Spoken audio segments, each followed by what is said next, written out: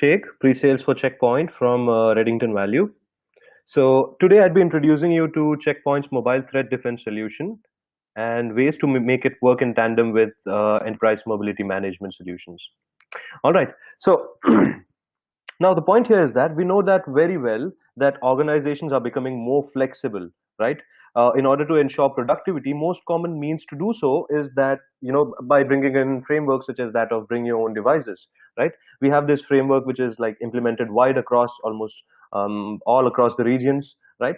So the main focus of this region of bring your own device policy is to make sure that we give sort of flexibility to the end employees by allowing them to get in the devices which they own and join the our company infrastructure, and then they can access the resources which they generally access, right?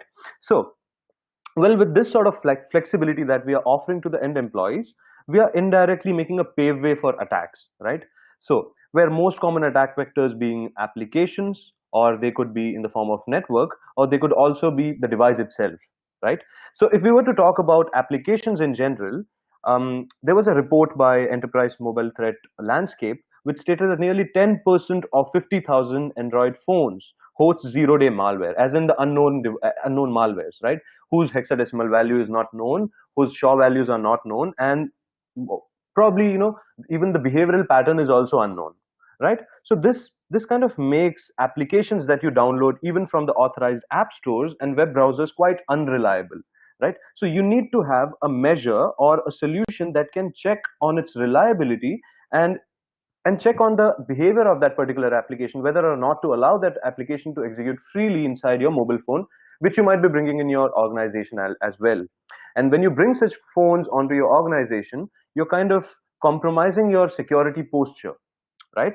So, and if we talk about networks, right? So attacks such as man-in-the-middle attack, phishing attack, and malwares and or backdoors downloaded from browser can also be quite dreadful and is also considered to be a common way, right? So, and the third point is that device itself can become highly vulnerable or can act as an attack vector when it is not patched properly or updated in regular intervals of time, right? So we also need to make sure that our hygiene is intact, and that hygiene in the BYOD is always in terms of the devices that you're bringing in. It could be your iPad, it could be your tablets, it could be your phablet, it could be a mobile phone, it could be laptop, it could be anything. So we need to make sure that the devices that we are bringing in from our home, so that is exploit free, that is upgraded and patched properly, and then that shouldn't be jailbroken or rooted in some way or the other, right? As we know that devices become directly vulnerable, right? Or you could say the whole point here is to reduce the attack surface, which tends to increase if the native security is tampered, right? And you tamper the native security by either jailbreaking it or by rooting the whole device. So you need to have a solution that can detect and take appropriate actions on the jailbroken devices, right? So, so this is the strong need that is being felt all across the organizations, right? So it's of quite importance for us to understand how mobile world is changing, right? Based on which we can analyze dangerous tactics which are being used by attackers to launch attacks directly on the end devices, right? So the first development is websites, which can be malicious. Nearly 63% of all web traffic is from mobile devices, right? So apart from that, there is a strong need felt again to have an MTD solution which is not only able to detect the attacks, right, but also prevent it. And it should be able to do the same even if it is not integrated with EMM solutions such as that of Mobilan or AirWatch or Citrix, etc. Right? So in an attempt to safeguard organization, it's quite important for us to address the concern regarding data exfiltration, right? Where which is considered to be a common intention of any attacker post any attack cycle. As in the moment hooking is being done or attack persistence is being done, they tend to do exfiltration, right? So you need to have a right policy in place which can prevent this kind of exfiltration, right? So apart from that, phishing schemes, right? Phishing schemes, they generally tend to manipulate users into installing malicious applications and give away juicy information, right? So we need to have a solution which can block such phishing attempts. And nearly it is considered that nearly 90% of cyber attacks begin with phishing itself, right? Social engineering. So finally, there needs to be a corporate browsing policy restricting users what to browse and what not to browse. So you need to have a content filter, or you could say a URL filter in place, which is able to, you know, segregate that. Okay, these are the sites which are to be blacklisted, and these are the sites which are to be whitelisted. Right? It could be also on the basis of content. So it totally depends. So that is the need which is being felt, right? And then if you look into this deck, you can see that 75% of the devices were jailbroken, right? As in the BYOD. So whenever, when the BYOD was first implemented, a statistic was recorded, and then it was noted that nearly 75% of the devices that were brought into the company infrastructure were jailbroken or rooted, right?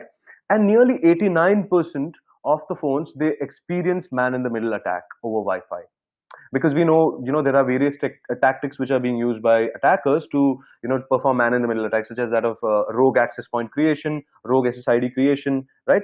So, or else using the cookies or replay attacks, right? These are some of the common techniques which are being used to kind of launch man in the middle attacks, right? So the name of mobile threat defense solution which Checkpoint has to offer is Sandblast Mobile, which is a leading threat defense solution to protect and prevent advanced mobile cyber attacks. Right. So moving forward, Sandblast Mobile provides protection against all these emerging attacks, right? That could be the zero-day malwares, as in unknown attacks whose hexadecimal values or the SHA values might not be known, right? And secondly, they are able, Sandblast Mobile is able to detect the infected applications based on the behavior which is being exhibited by those applications, right? They could be downloaded from authorized Play Store, or you could just get the APK of that, and then you could just install it. So in either of the cases, be it from the Play Store or not, it is able to detect it and have it blocked if required, right? And then man in the middle attack over Wi-Fi, right? And anti-phishing, it has an anti-phishing blade as well to protect against the social engineering attacks. It could be spear phishing, it could be bulk phishing, or it could be a normal phishing attack as well. So then it provides you safe browsing. We'll talk about safe browsing in a while. And then it provides you with the anti-bot blade to prevent against the botnet attacks which form CNC connections. And then finally, it protects you against the OS exploits. Right. So moving forward, so when it comes to Sandblast Mobile Protect, it has two different kinds of protection to offer. One is on-device protection, okay. Another one is on-cloud protection. So there is a difference between two. So the difference is that there are some attacks or some kind of tactics which can be addressed right on mobile device itself. As in, the traffic isn't necessary, it doesn't have to traverse all across to the cloud for the analysis purpose. It could be blocked on the device itself almost immediately, right? Some of the fine examples would be anti-phishing, right? It has anti-phishing blade that can operate even without sending the traffic to the cloud for analysis. Then it has safe browsing, which is a service that provides, all list of URLs for web resources that contain malware or has a potential threat, right? And third is conditional access, as in posture policy. Fourth is anti-bot, and fifth is URL filtering blade. We'll talk about on-device protection in detail in a shorter while, right? So moving forward, how the whole thing works here. So Sandblast Mobile is a three-tier architecture, you could say. One is your device that is going to host an application called as Sandblast Protect application, right? It has to be installed on the phone itself. As of now, this application is supported in Android operating system and iOS operating system, right? And when you download and install this application, you need to register with the MTD, right? Sandblast Mobile. So the second tier is the MTD, that is your cloud engine, right? And the cloud engine is called as behavioral risk engine, right? It's meant to analyze all the patterns and behaviors which are being sent from the mobile device for the analysis purpose, and then it gives you out the verdict saying whether or not this is malicious, right? So now we need to understand how these two work in tandem, right? So how it works is that your machine, both of them, they work in combination of AI and ML. So here on the mobile device, there is a machine learning going on using the agent which we have installed in the form of an application called as Sandblast Protect, right? So what it does is that based on the behavior, right, it sends all the metadata to the cloud for analysis. For example, the behavior could be, let's say a ransomware attack is being launched, okay. So in that case, A normal behavior would be if an encryption routine is being invoked by Microsoft cryptographic service, that is legitimate because Microsoft cryptographic service is the one which is responsible to invoke the encryption routine. But let's say that the encryption routine is running, but Microsoft cryptographic service is off. That's a clear indication that this particular encryption routine is not really being invoked by the Microsoft cryptographic service. It is rather being invoked by some third party application, or it could be some third party code which is running inside the phone, right? So now these are the different kind of behaviors that your ML machine learning machine learning module of your Sandblast Protect records and sends it for further analysis to AI engine, that is BRE, behavioral risk engine. And inside the behavioral risk engine, this whole analysis takes place, and then behavioral risk engine, it gives you out the verdict whether or not this is malicious. Let's say it's found to be malicious, you could take a corresponding action on it, right? And the whole thing can be tuned, as in the policies can be framed, the whole thing can be monitored via a console, which is the third tier, right? So you can monitor and control policies on end devices using this dashboard, using this console, right? Now the good part, or you could say that the optimization here is that there are certain attacks which can be blocked on premises. As I mentioned a while back, it could be blocked on premises, or you could say in the device level itself, right? So without having to send the traffic all across to the cloud for analysis purpose. So some of the analysis which can take on device itself will be jailbreak detection, as in to detect whether the device is jailbroken or has it been rooted, right? Or if there is any kind of a OS exploit which is not patched properly, so in that case that can also be detected right on the device itself, right? Furthermore, you could say that even the network level attacks, such as that of man in the middle attack or phishing, can also be addressed right on the device itself. So you do for network attacks, for the posture policy, I would say, such as a posture, you can claim a posture policy saying that if the device is jailbroken or root exploit, or if there is any some if it is not patched properly, block it right on the device, right? So these are some of the on-device protection that Checkpoint Sandblast Mobile has to offer. Right. Apart from that, as far as the cloud analysis is concerned, right?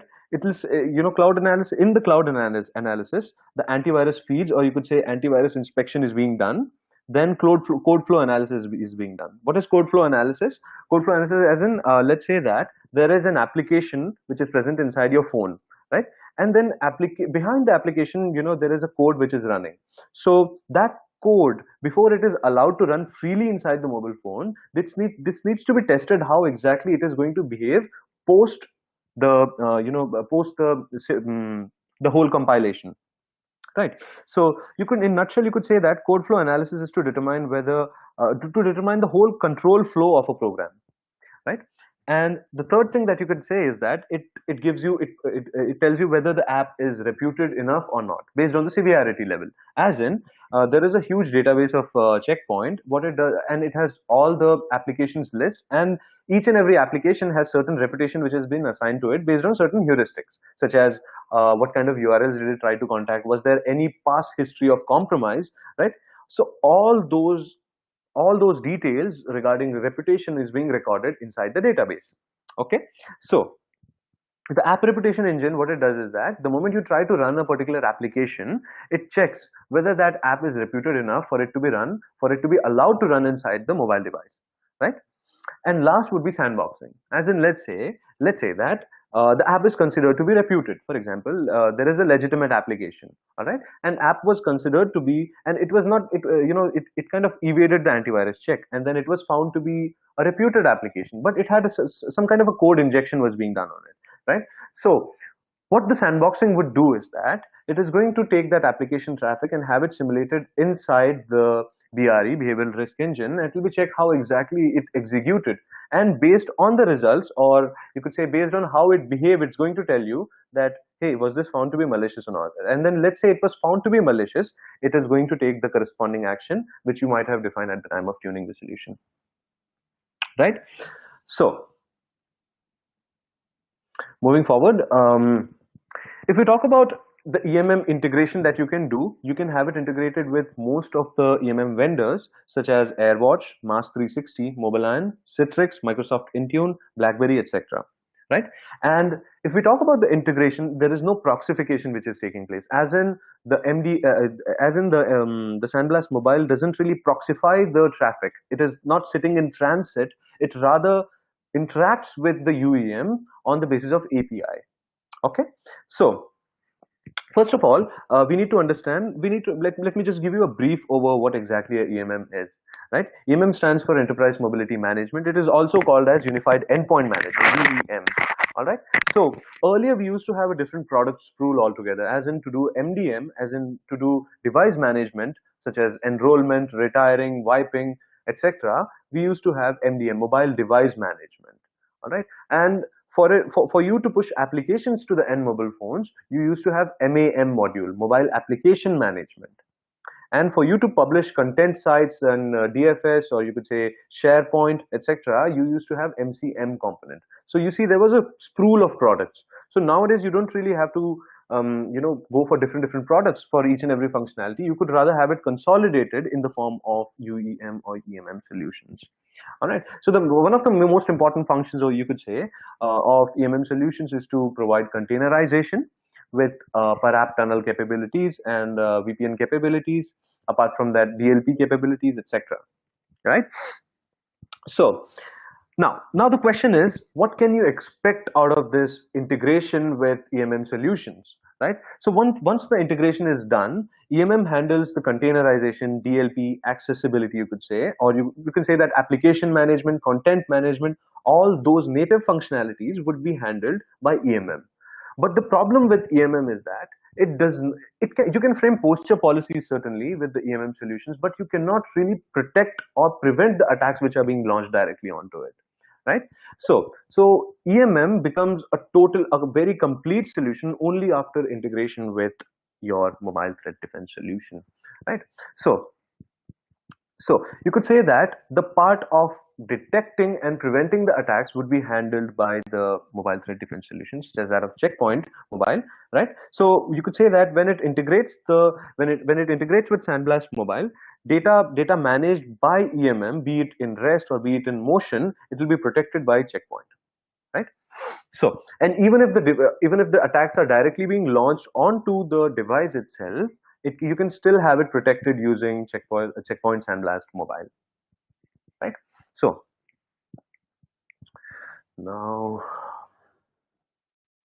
now it's not really necessary for you, and if we talk in terms of Checkpoint Sandblast Mobile, it's not really necessary for you to kind of integrate it with EMM all the time. As in, Checkpoint Sandblast Mobile can still function without EMM solution, right? If you install this on your device, it is going to start protecting your device, right? Based on the policies which you might have pushed from the management server of Checkpoint, right? So now there is a functionality inside Checkpoint. It's called as Capsule, right? So that's a workspace manager. So you can also have it integrated with Workspace Manager. So what Workspace Manager does is that the moment you enroll your phone, okay, the moment you enroll your phone, it creates a separate workspace inside your phone, and that workspace will be totally independent of rest of the mobile's workspace. As in, you could say it's going to create two phones inside one phone, and you could say that one phone is going to be managed by Checkpoint infrastructure, that is for your company totally, right? And inside that workspace, you can push the applications, your in-house applications, your in-house document share repositories, your intranet websites, or you could say any email access can be provided, and anything which you desire, all the resources which you generally access can be placed inside the secure container, and then you can ensure that you have your secure access in place, right? So now now the point is that the secure container that we have, that is being pushed by Checkpoint and Checkpoint Capsule, right? The secure container will be encrypted, and then there will be DLP in place. So you cannot really copy and paste anything outside of that particular container, and it would restrict you if you try to take snapshots, or any attempt of data leakage will be prevented you here. All right, and let's say when the employee leaves the organization, you could have it remotely wiped as well. Remotely wipe, as in the moment you take an action of remote wipe, all the applications, all the data which was being pushed from the Checkpoint management server or Checkpoint workspace, that is going to be wiped off, right? So there is no chance of data leakage over here, as you see, right? And even if you try to take a memory dump, or even if you try to, to kind of use tactics to steal it from directly from the storage, you cannot do it because this whole workspace will be encrypted, right? So you won't be having a corresponding decryption key, and it wouldn't let you put in any key in the first place, right? So you wouldn't be able to decrypt it. So now, so if we talk about the capsule workspace, excuse me, architecture, it's kind of straightforward here. Let's say you initiate a traffic from any of the applications which are present inside your capsule workspace. It could be your mail, it could be contacts, calendar, or it could be any in-house application. When you try to initiate a traffic from that, right, first it goes to the mobile access blade of checkpoint, where it is going to be checked whether or not from the management server you have defined a policy to allow that traffic, right? So based on, if you have framed a policy saying that, okay, if there is any traffic, if there is any traffic which hits the mobile access blade, allow it, so it is going to allow you, provide you the access. And let's say that if you haven't given that permission, it is not going to allow you for that, right? So moving forward, so inside this capsule workspace you can manage your corporate data, right, without having to manage devices. As in, it is very much specific about data. Since it's not a MDM, capsule workspace, even when you make it work in tandem with your MTD solution, it's not going to act like a MDM. It is only to manage your corporate data, right? And capsule workspace is just one single application. You can just put in the pin, you put one single pin inside that application, and you have access to all emails, you have access to calendars, you have access to intranet websites, secure applications, etc. Now, inside this particular container, as I mentioned a while back, whole of your data would be encrypted, even if when the data is in transit, right? So right. So as of now, the capsule application is there for iOS and Android devices, right? And the day you leave the organization, you can wipe off the corporate data. Or even when, let's say that the device is stolen, or if it is lost somewhere, you don't have to worry, because even if the device is not connected to the internet, you can still have it wiped. Right? And then the best thing would be to have your capsule workspace integrated with Checkpoint Sandblast Mobile. And once you do so, the data would be managed and protected inside this secure container, capsule workspace, and any attacks which are being directly launched onto the container or onto the device itself, that is going to be protected by the Checkpoint Sandblast Mobile. So this is how you can make your Checkpoint workspace and your EMM solutions to work in tandem with that of your Checkpoint Sandblast Mobile, right? So, so that's pretty much it. So if there is any questions, please. Okay, so thank you very much for your time, guys. If you still have any questions, you can write back to me, and then I'll be more than happy to answer. And then very soon we are going to arrange a very concise training on this topic, and then I hope you all will join. Thank you so much for your time.